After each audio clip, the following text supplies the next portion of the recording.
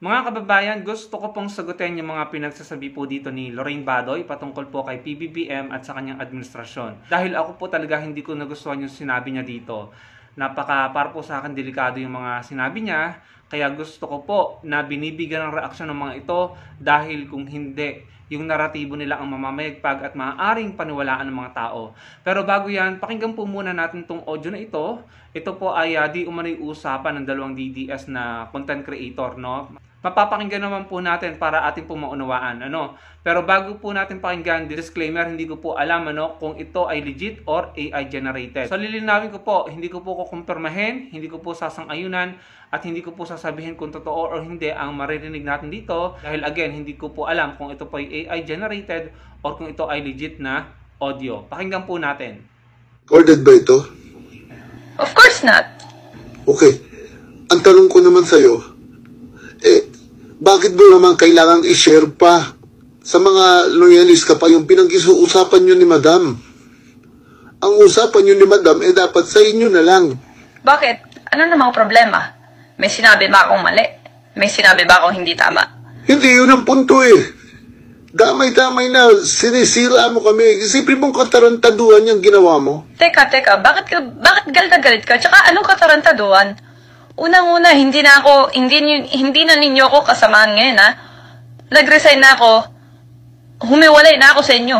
Yun nga Pero bakit mo kailangan gawin? Kagagawa niya, pinagagawa mo. Katarantatuhan niya. Isipin mo yung sisirain mo kami. Ginigiba mo yung mga plano. Teka, anong sinisiraan? Wala naman ako sinabi hindi totoo, ha? Pasalamat ka nga kasi ang akala ng mga DDS, ang paniwala nila AI generated. Kaya magpasalamat ka na lang. Paano ako magkapasalamat? Oo nga, yung ibang DDS naniniwala na AI generated, pero kukunti lang yun, mas marami yung maniniwala na totoo.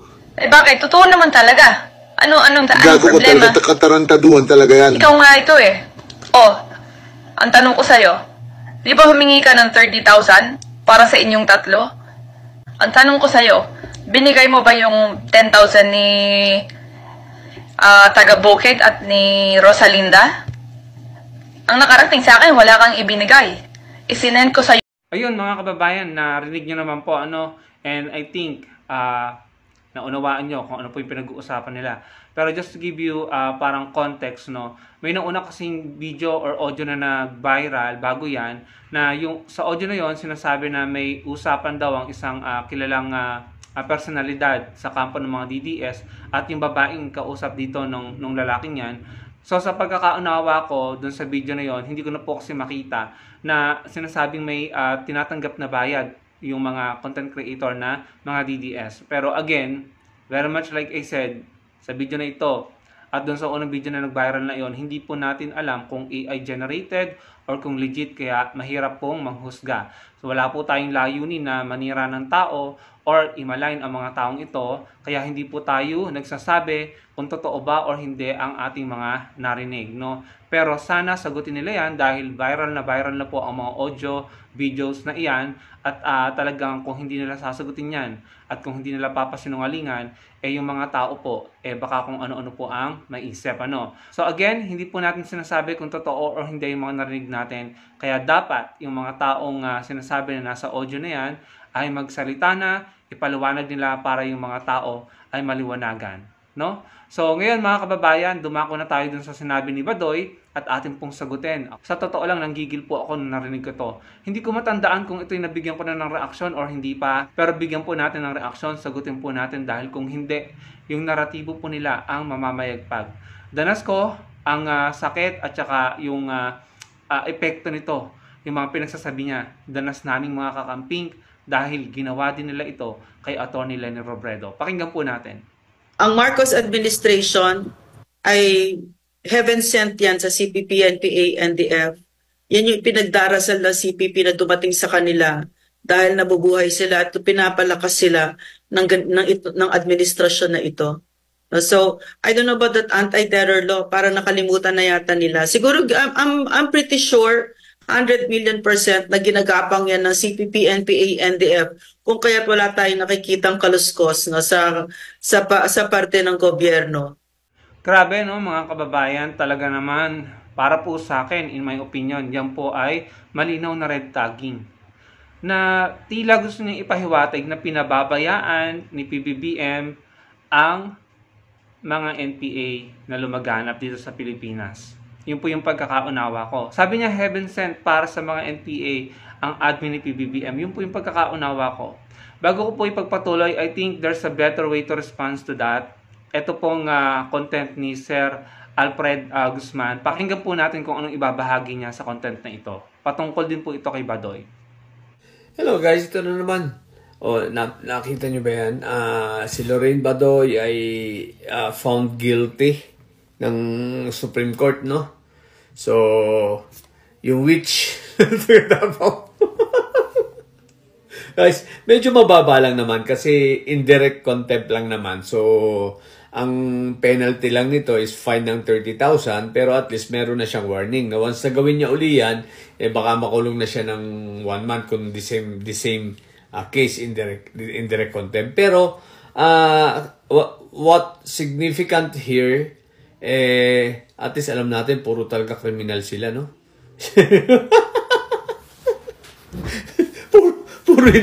puro hinahabol ng batas. Simula sa puno nilang si Tandang Pentanil na adikto hanggang kay Kibulo, Yari Roque. Buti si Salpanelo, wala pang kaso. Puro hinahabol ng batas. Talagang ito, wala na siyang paghahabulan. Bakit? Supreme Court na ang nagdesisyon. Diba? Indirect contempt. So, wala na siyang pupuntahan ito. No?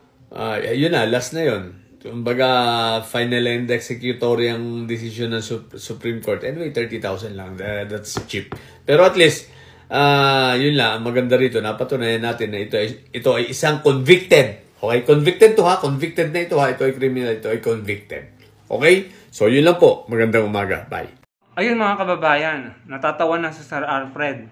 Sa totoo lang, hindi ko po siya masisisi. Dahil totoo naman, nakakatawa talaga yung kampo nila. Yan, sila Lorraine Badoy, sila Harry Roque. Yan sila yung mga maraming akusasyon. Yung ginawa niya, yung narinig natin sa sinabi niya dun sa audio ni Lorraine Badoy, para po sa akin, yung po ay malinaw na red tagging sa administrasyon. Sila yung maraming akusasyon, pero sila itong may mga kaso pala, at yung shinare ni Sir Alfred, conviction sa Supreme Court. No? So, yan ang napala nyo. Si Harry Roque, ang daming sinasabi kay PBBM, mga kababayan. Pero, sino ba nagtatago? Sino bang ayaw humarap at harapin ang mga kaso niya? Nasaan ka, Harry Roque? Ang dami niyang sinasabi. Ngayon, yan si Lorraine Badoy. Ang lakas ng loob ng sabihin yan. Para po sa akin, propaganda yan eh. Yan na namang NPA, War on Drugs, para po sa akin, mga propaganda yan eh. Ineffective naman at saka failure. Ganyan din po yung ginawa nila kay Atty. Leni Robredo. Natatandaan nyo noong 2022. Grabe, pati mga kakamping po ay pinagbintangang mga rebelde or NPA. Ayan, papakita ko sa inyo yung mga news article. Yan po ang ginawa nila sa amin kay Atty. Leni. Pinagbintangan kami na makakaliwa at mga rebelde. Yan, sa Atty. Leni. Kawawa naman yung tao. Pero hanggang ngayon sa Atty. Leni, malaya, wala silang napatunayan. Ayan, angat buhay. Pinagkakatiwalaan, numero 1 pinagkakatiwalaan ng mga tao ngayon pagdating po sa pagpapaabot ng donasyon, pagpapaabot ng tulong sa ating mga kababayan sa salanta ng bagyo, nired tag nila. Ayan mga kababayan, yung mga tumutulong sa ating mga kababayan, yung gobyerno nagtatrabaho, ang nire-red tag nila. Narinig niyo naman po yung sinabi ni Lorraine Badoy, mga kababayan. So kaya po ako nasaktan dahil danas na danas po namin yung kaming mga kakamping. Sobrang sakit noon at naiyak kami, na-depress kami, na-stress kami dahil nire-red tag po kami. At hindi nyo po alam kung anong pakiramdam ng nire-red tag. Nahaharas kung ano-anong threat ang sinasabi. Tapos ngayon gagawin nyo kay PBBM. Narinig naman po natin eh. Sa administrasyon ni PBBM gagawin nyo yan. Yan po ay isang malaking kalokohan, maling-mali yung sinabi ni Lorraine Badoy. Hindi po totoo yun. Sabi niya, parang heaven sent, no? Or pinagdadasal daw ng mga NPA yung gantong admin ni PBBM. Grabe. mga kababayan. Yan na naman po yung paandar nila. Yan na naman po yung style nila para sa akin palagay para sirain, pabagsakin ang gusto nilang pabagsakin. Ganyan po yung ginawa nila kay Atty. Leni Robredo at sa Angat Buhay. Pero wala silang napatunayan, hindi nila nang ipakulong sa Atty. Leni ang Angat Buhay na mamayagpag sa pagtulong sa ating mga kababayan. Tapos ngayon, yan naman ang gagawin nyo sa Pangulo. Tama yung sinabi ni Sir Alfred, ang galing-galing nyo mag-red tag, ang galing-galing nyo magkalat ng mga ganyan. Pero sino ang nakasuhan at naparusahan ng Supreme Court? Ngayon, ito pa. Sino ang nakasuhan ng sedition, mga kababayan? Ayan, tignan nyo.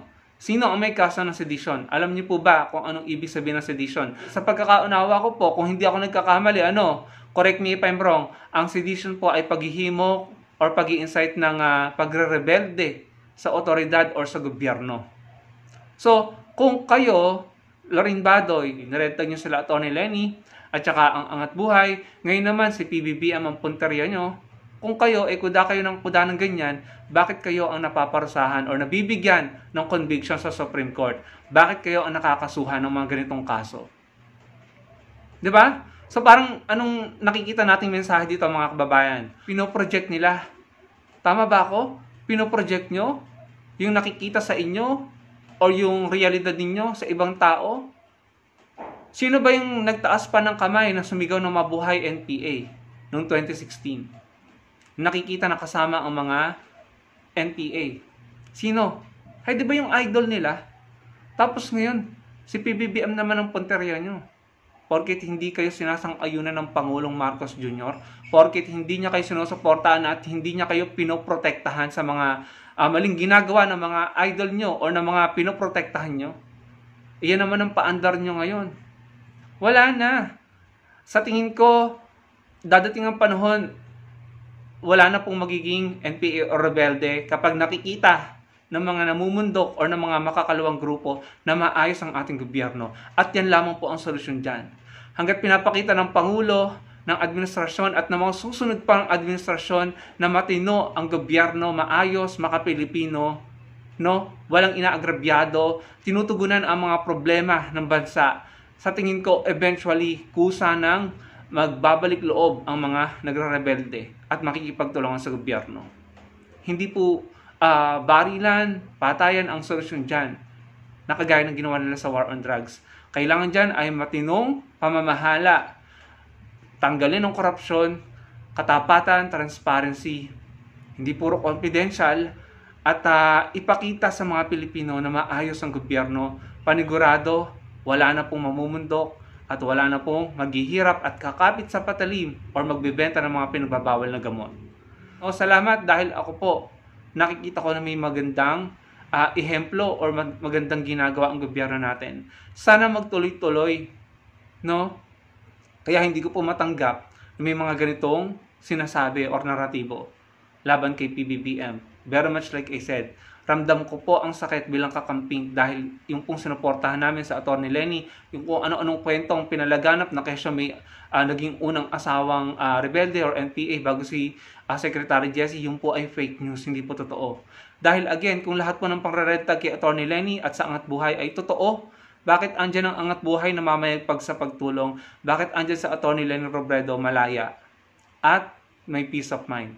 Tapos ngayon, yung Pangulo naman po ang pinupuntirya nyo. Huwag naman po sanang ganyan. Hindi po yan tama at hindi po yan patas. Wala po kayong patunay sa mga ganyang naratibo or akusasyon. At kapag pinaniwalaan kayo ng mga tao, magagalit na naman ng mga tao sa gobyerno, patatalsikin na naman ang nakaupo. Wala na po tayong magandang kahihinatnan. Kaya nandito po kami nagsasalita para i-oppose at labanan ang kanilang naratibo dahil kung hindi, pag namayagpag po sila, pare-pareho po tayong talo mga kababayan. So yun lamang, Huwag po sana kayong maniwala, mga DDS, hindi totoo ang narinig nyo kay Lorin Badoy. In my opinion, hindi totoo. Hindi papayag ang AFP, ang PNP, na konsintihan ng Pangulo or ng admin ng Pangulo ang kanilang mga kalaban. Ang pinapakita ng Pangulo at ng gobyerno ay mabuti, maayos na pamamahala, polisiyang makapilipino, para nang sa ganon, kusa nang magbalik loob ang mga nagre-rebelde laban sa gobyerno. Maraming salamat sa panonood mga kababayan. Sana po may napulot kayong aral or may napala po kayo sa mga pinagsasabi ko. At kung meron po kayong reaksyon, ilagay nyo lang sa comment section below. At napakahalaga po para sa akin ang inyong like sa ating video dahil nakakatulong po yan para maraming ma-reach ang ating video at magkita-kita po tayo sa susunod kong video. Salamat po.